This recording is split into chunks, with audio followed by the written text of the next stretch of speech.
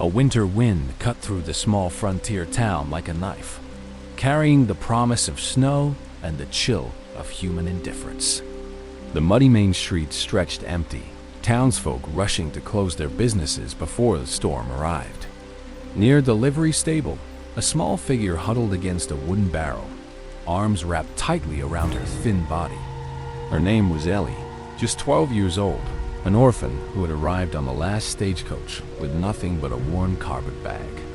Her aunt was supposed to meet her, but the platform stood empty, and now 3 days had passed with no sign of anyone. A bruise darkened her cheek where she had fallen on the icy boardwalk, too weak and hungry to catch herself.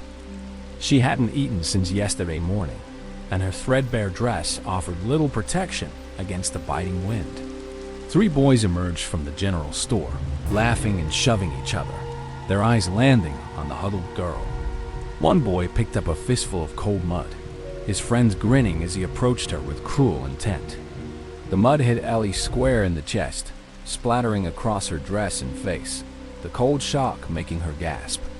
She looked up with tears in her eyes, silently begging them to stop, but they only laughed harder.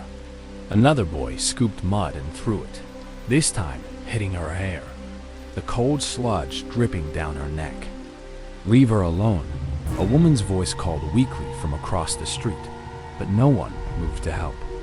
A shopkeeper stepped out, saw the scene, and simply shook his head before retreating back inside.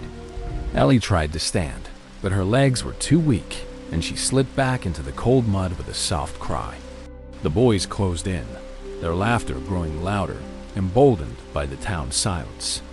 One shoved her shoulder, pushing her face down into the mud, her small hands struggling to push up for air. A passerby stepped around them, careful to avoid the mud, not once looking at the child being tormented. Ellie coughed and sputtered, mud in her mouth, in her eyes, her tears mixing with the cold filth. The boys raised their hands for another round when a sound stopped them cold. The slow, deliberate footsteps of a horse echoed from the edge of town, drawing every eye. A lone rider sat motionless on a tall bay horse, his face shadowed beneath a wide-brimmed hat. Elias Burke was known as the quietest man in the county, a rancher who kept to himself and spoke even less. His ranch hands feared him, the town respected him, but no one truly knew the man behind the silence. He had seen enough from a distance. Now he dismounted slowly, deliberately, his boots landing in the mud with a soft thud. The boys froze, their cruelty suddenly replaced by the cold dread of consequence.